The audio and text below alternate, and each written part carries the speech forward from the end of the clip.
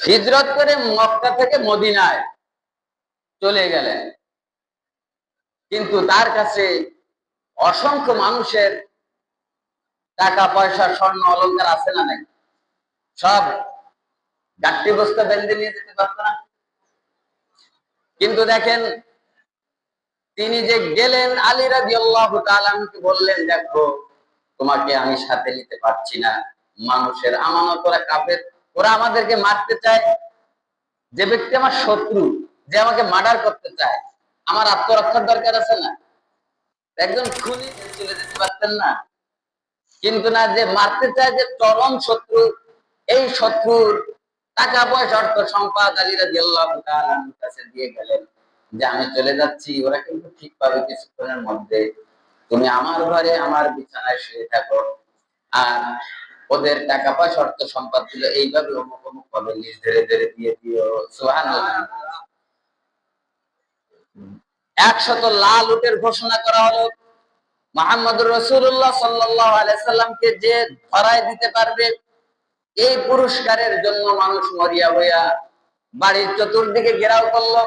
আলী রাদিয়াল্লাহু তাআলা আনহুকে তার খাটে শোয়া দেখে তারপরে নির্মম নির্যাতন শুরু করলো। কম্বল উঁচু করে দেখে আলী রাদিয়াল্লাহু তাআলা আনহু, তাকে পিঠ মরা দিয়ে জনগণ মারতে থাকলো। জীবন সায়ান্ন ঘনিয়ে আসছে, বাঁচবে না এমন মার দিল তাকে। তার অপরাধটা কি?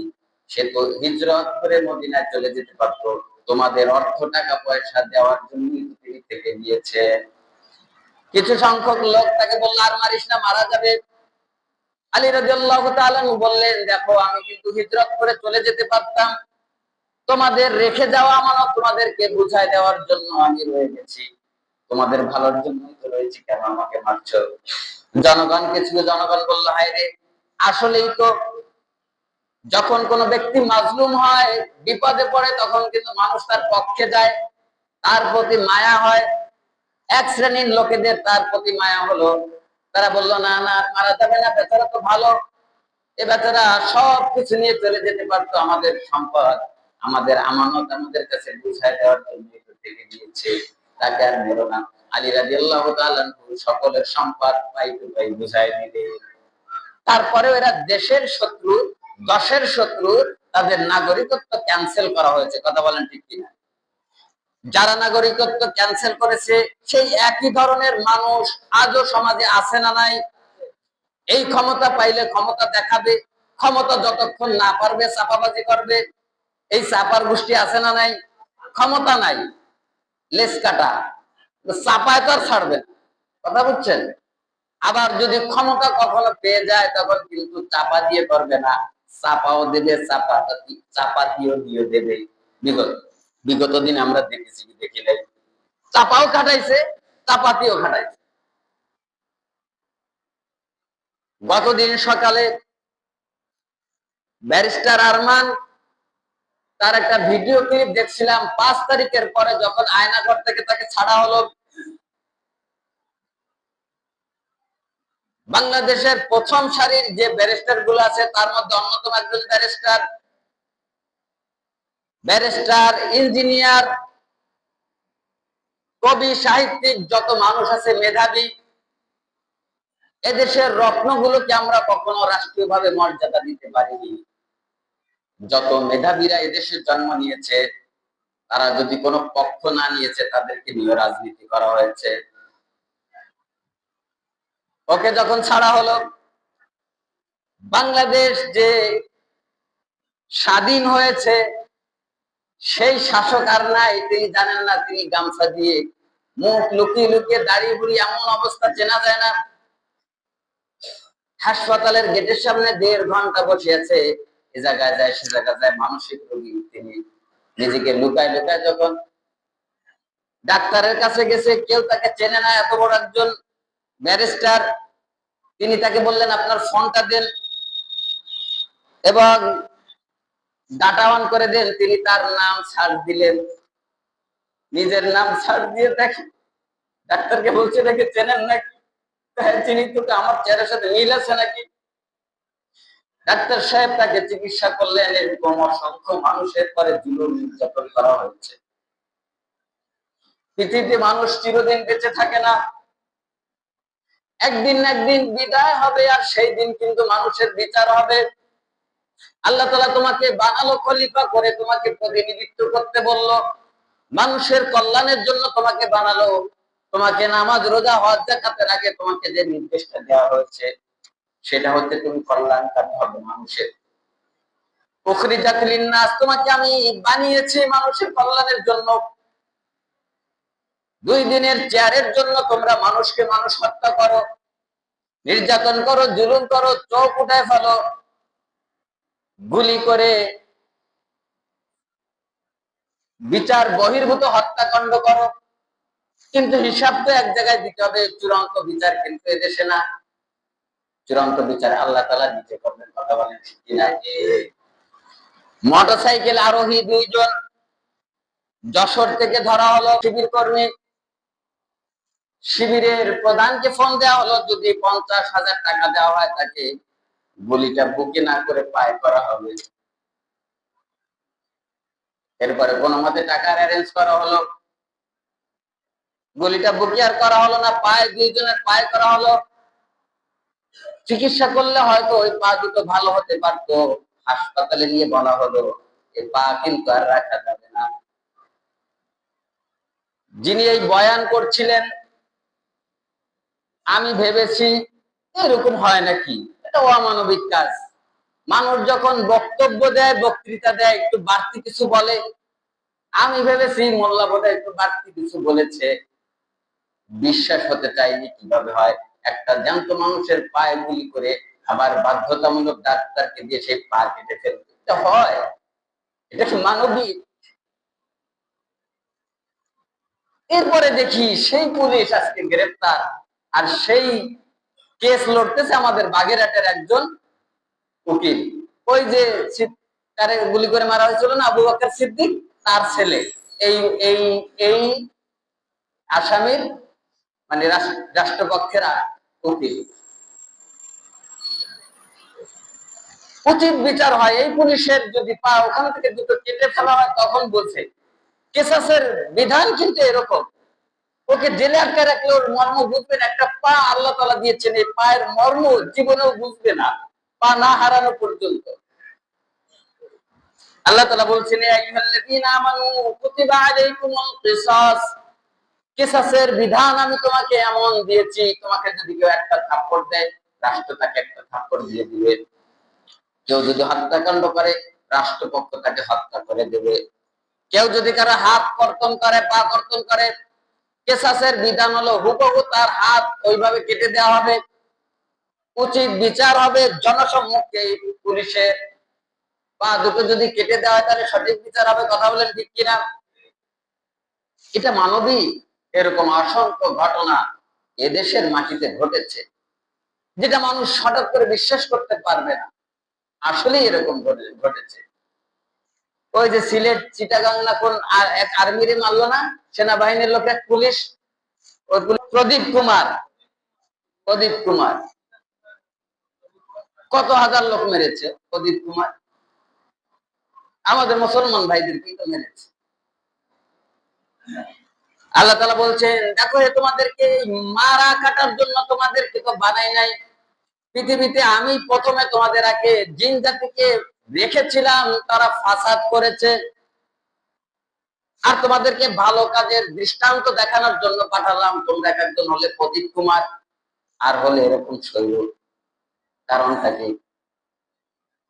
আল্লাহ তাআলা বলছেন, ইন্নী জাইলুন ফিল আরদি খলিফা ক্বালু আতাজআলু ফিহা মান ইউফসিদু ফিহা, এদেশে স্বৈর শাসক হবে, এদেশে ডাকাত হবে, এদেশে চোর হবে, এদেশে বদমাশ হবে। এটা ফেরেশতারা আল্লাহ তাআলাকে বলছে, ওরা পৃথিবীতে ফাসাদ তৈরি করবে, আপনি কেন তাদেরকে বানাচ্ছেন? আল্লাহ তাআলা বললেন যে আমি ইন্নী আ'লামু মা লা তা'লামুন, আমি যা জানি তোমরা তা জানো না। সুবহানাল্লাহ বলেন। এদের সম্পদের লোভ থাকবে, এদেরকে আমি আমান দিয়েছি, আমান আশা দিয়েছি, এজন্য তারা অন্যায় করবে, কিন্তু কিছু সংখ্যক বাছাই করা মানুষ তো তাদের ভিতরে থেকে যাবে।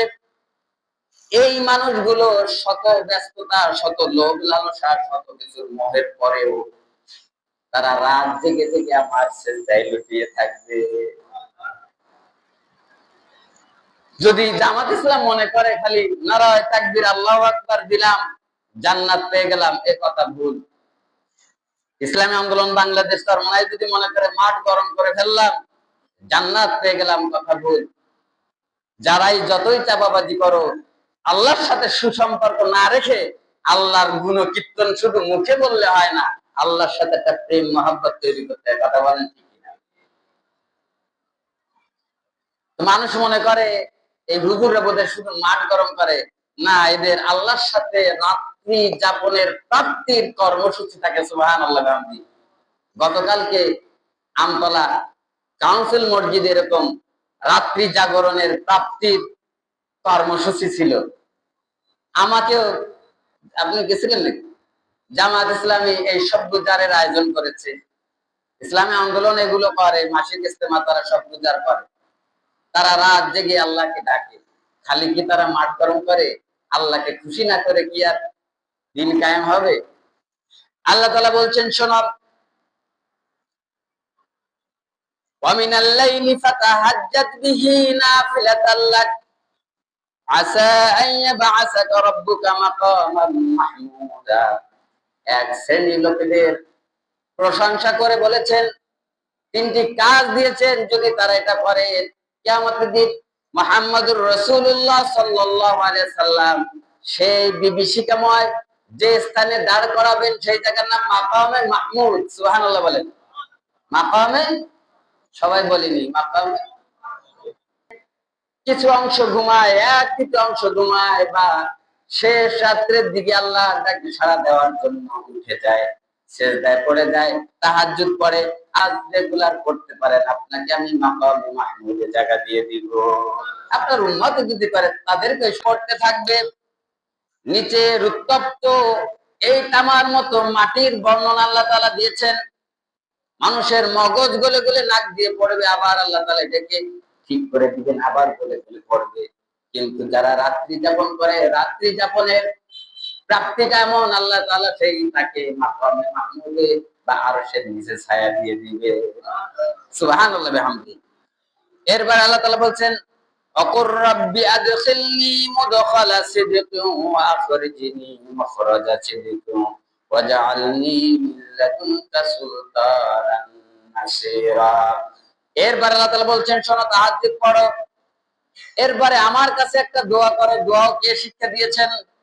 আল্লাহ তাআলা বলছেন, যদি তুমি কোথাও প্রবেশ করো, কোনো কিছুতে প্রবেশ করো, আচ্ছা সেই প্রবেশের কথা তুমি বলো, অকুর রব্বি আদখিলনি, আমি যদি কোথাও প্রবেশ করি, আল্লাহ তাআলা আমার যদি কোথাও ঢুকতে মনে চায়, মুদখালা সিদকিন, এমন জায়গায় যেখানে সত্যবাদিতা, ন্যায় ইনসাফ ছাড়া এমন জায়গায় তুমি আমাকে প্রবেশ করিও না। তাহলে আমাকে কোথাও ঢুকতে গেলে আমি যেন কোনো ভুল জায়গায় না ঢুকি, এর জন্য আল্লাহ তাআলা কি করতে বলেছেন? দোয়া করতে বলেছেন, ওয়া আখরিজনি মুখরাজা সিদকিন। আর কোন জায়গা থেকে যদি আমার খরাজা মানে বের হওয়া, মুখরাজা সিদকিন, আমি যদি কোন জায়গা থেকে বের হয়ে আসি, তাইলে যেন আমার কল্যাণের জন্য, দিনের কল্যাণের জন্যই যেন বের হয়ে আসি। তাহলে কোথাও যদি যাই ঢুকি, সেটাও যেন দিনের কল্যাণের জন্য, আর কোন জায়গা থেকে যদি আমার বের হয়ে আসতে হয়, সেটাও যেন দিনের কল্যাণে গোষ্ঠী নিপাত করে দিয়ে চলে আসে। যে গোষ্ঠী আমার জাহান্নামের দ্বার প্রান্তে পৌঁছে দেবে, এমন গোষ্ঠী নিপাত যাক। কথা বলেন ঠিক কিনা? আমরা ফিলিস্তিনের দলে থাকবো না ইসরায়েলের দলে থাকবো? তাহলে ইসরায়েলের গোষ্ঠী নিপাত যাক, ওই ইসরায়েলের পাসপোর্ট আমার দরকার নাই তো। এদেশের মাটিতে স্বাধীনতার 54 বছরে কেউ কোনোদিন সাহস পায় নাই ইসরায়েলিদের ওখানে এন্ট্রি করার পারমিশন দিতে। কত টার্মে দিয়ে গেছে, ওটা আবার কারেকশন হবে বোধহয়, না হইছে আল্লাহ জানে। ইসরায়েলের পারমিশন আমাদের দরকার নাই, ওদেশ ইসরায়েলের না, ওদেশ ফিলিস্তিনের। আমরা কেন স্বীকৃতি দেবো পাসপোর্টে? কথা বলেন ঠিক কিনা? আল্লাহ তাআলা বলছেন, কোথাও যদি ঢুকতে হয়, সেটাও কিসের জন্য? কোথাও থেকে বের হওয়ার দরকার হলে, দরকার হয় কোনোদিন? আমার দরকার আধিপত্য, আমার দরকার ক্ষমতা, আমি কেন বের হব? মরার পরে কি হবে না হবে দরকার আছে কোন? যে কয়দিন আসি করে যাই।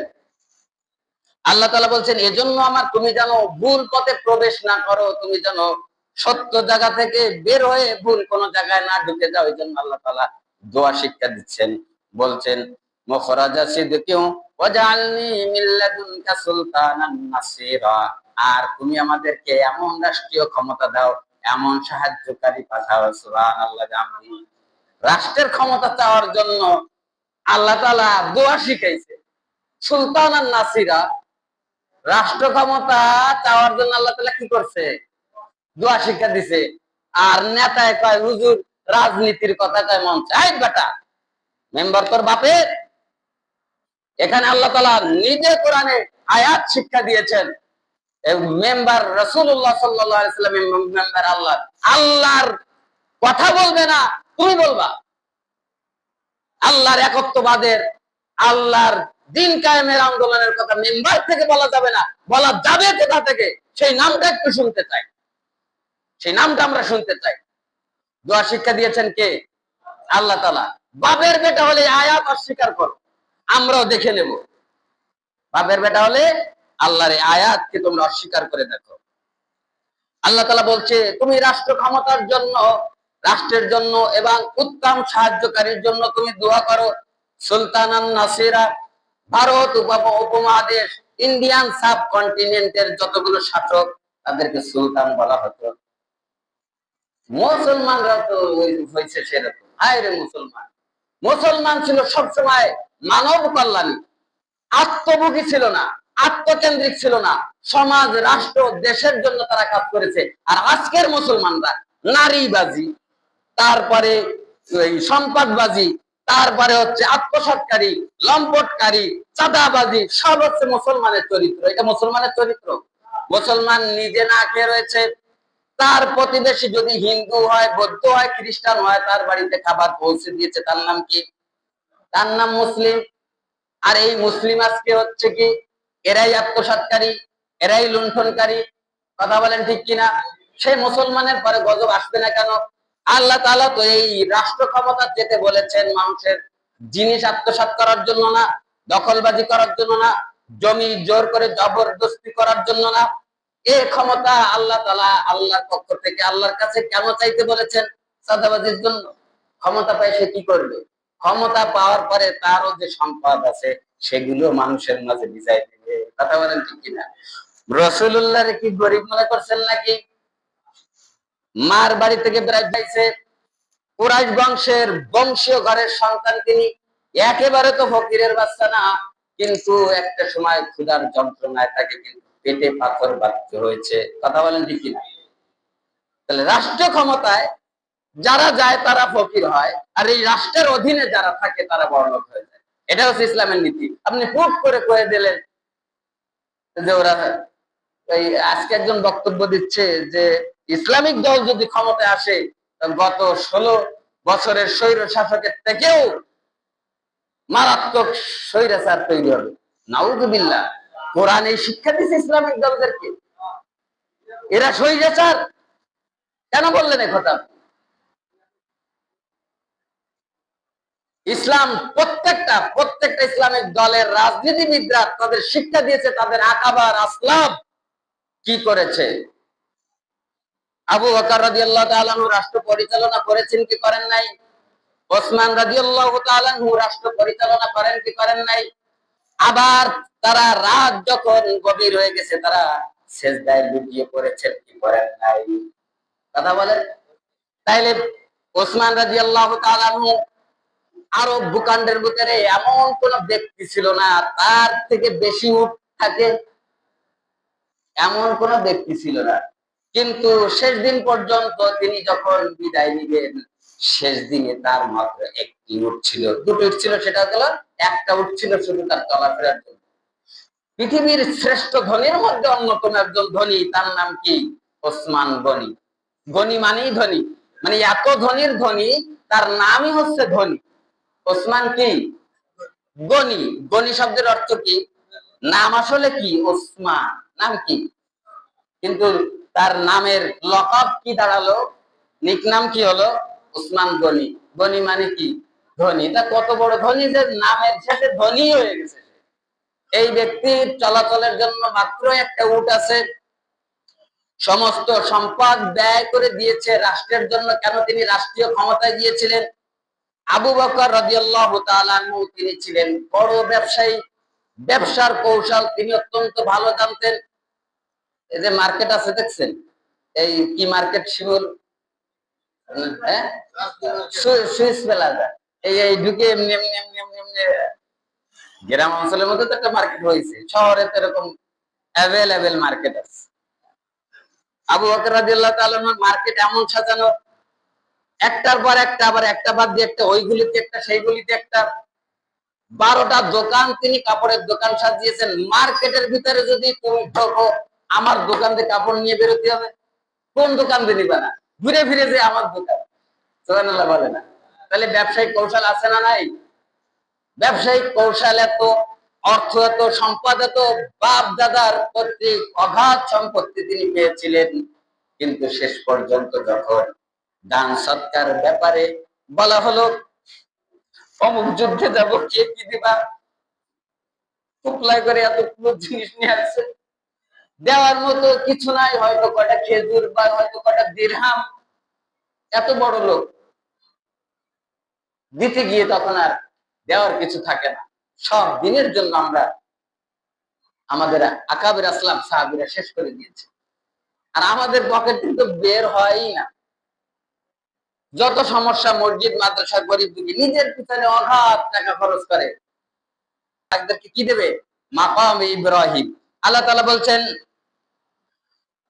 ওয়াকুল জাআল হাক্কু ওয়া জাহাকাল বাতিল ইন্নাল বাতিলা কানা যাহুকা। তোমরা মিছিল করো, মিটিং করো, কত কিছু করো, সব ঠিক আছে, ইসলামের পক্ষে এগুলো দরকার আছে। তবে তোমরা যদি সাথে এই রাত জাগা অভ্যাসটা করতে পারো, তাহলে দেখবা আমি এমন করব, তোমাদেরকে উত্তম যাচাই এমন দিব। ওয়াকুল জাআল হক, আমি হককে প্রতিষ্ঠিত করব। ওয়াকুল জাআল হক ওয়া জাহাকাল বাতিল, বাতিল দৌড়ে পালাবে। সোজা কোথায়? অকুল জাল হক ওয়া যাহাকাল বাতিল ইন্নাল বাতিলা কানা যাহুকা। মিথ্যা সবসময় মিথ্যাই প্রমাণিত হবে, হইছে না হয়নি?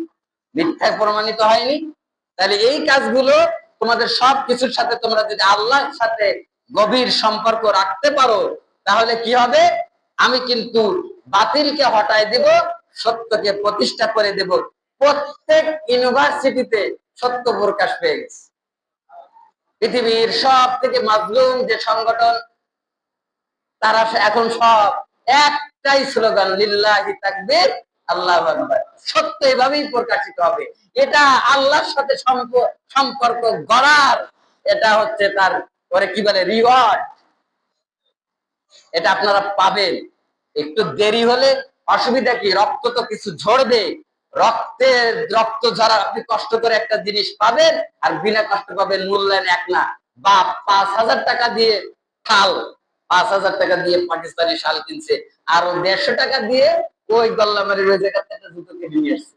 ঠান্ডায় বাপের ওই শাল পড়ছে, এখন হাঁটতে যায় দেখে ওই জুতোর চামড়ার পরে একটু ময়লা দেখা যায়, অথবা পাখিতে একটু হাগি করে দিছে। ওই বাপের 5,000 টাকার শাল দিয়ে ডলে ডলে বুঝতেছে। কেন? ও 150 টাকা দিয়ে কিনলেও কেনা তো ওর টাকা, ওটার মূল্য বোঝে। আর এটা যে 5,000 টাকার শাল, ওটা তো ও কেনে নেয়, ওটার ওর মূল্যই বোঝে। কথা বুঝতে পেরেছেন? কষ্ট করে যেটা অর্জন হবে, সেটার মূল্য সে বুঝতে পারবে। রক্তের পরে রক্তের স্রোত ধারায় যে ইসলাম প্রতিষ্ঠিত হয়েছে, তারা ইসলাম থেকে বিচ্যুত হয়নি। আর আমরা মুসলমানের পেটে জন্ম নিছি, এই জন্য আমাদের নামাজও লাগে না, কালামও লাগে না, ইসলামী আন্দোলন লাগে না, কিছুই লাগে না। সহজে পাইছি যে মুসলমানের ঘরে জন্ম নিলেই মুসলমান হওয়া যায় না, মুসলমানের কাজ করতে হয়। কথা বলেন ঠিক কিনা? আল্লাহ তাআলা বলছেন, ইন্নাল মুত্তাকিনা ফি জান্নাতিন ওয়া উয়ুন। ওই বিভীষিকা দিনে, সেই দিন, জান্নাতিন ওয়া উয়ুন, তাদেরকে এমন জান্নাত দেওয়া হবে, সেখানে ঝর্ণার ধারা প্রবাহিত হবে। সুবহানাল্লাহ। জান্নাতিন ওয়া উয়ুন। তো প্রশ্ন, যে আরো সবাই তো বাহ্যিক অনেক আমল করেছে, তারা ওই উচ্চ মাকামে কোনো প্রশ্ন ছাড়া চলে গেল, আমরা কেন পারলাম না? কারণটা কোথায়? ওরা পারলো, ওরা পারলো না। আল্লাহ তাআলা বলছে কারণ আছে, শোনো। কারণটা হচ্ছে কানু কলিলাম মিনাল লাইলি মা ইয়াহজাউন। কারণ ওরা অল্প সময় বিছনায় ছিল, এরপরে উঠে গিয়ে আল্লাহর সিজদায় পড়ে গেছিল। সুবহানাল্লাহ। এর নাম হচ্ছে সভ্যতা, এর নাম হচ্ছে রাত্রি জাগরণের প্রাপ্তি। আপনি যদি মাঝে মধ্যে তাহাজ্জুদে দাঁড়াতে পারেন, আল্লাহ তাআলা এই উচ্চ মাকাম দিবেন। আল্লাহ তাআলা বলছেন কানু কলিল, কলিল মানে অল্প, লাইল মানে রাত্র, মাই ইয়াহজাউন অল্প সময়, রাতে 1/3 হয়তো বা তারা ঘুমিয়েছিল। তারপরে ফজরের বেশ কিছুক্ষণ আগে তাহাজ্জুদ পড়ে সুন্দর করে পরিপাটি হয়ে আস্তে আস্তে মসজিদের দিকে চলে এসেছে। সুবহানাল্লাহ। এটা যদি পারেন, পৃথিবীতে আল্লাহ তাআলা কি বেনিফিট দিবে, এরকম অসংখ্য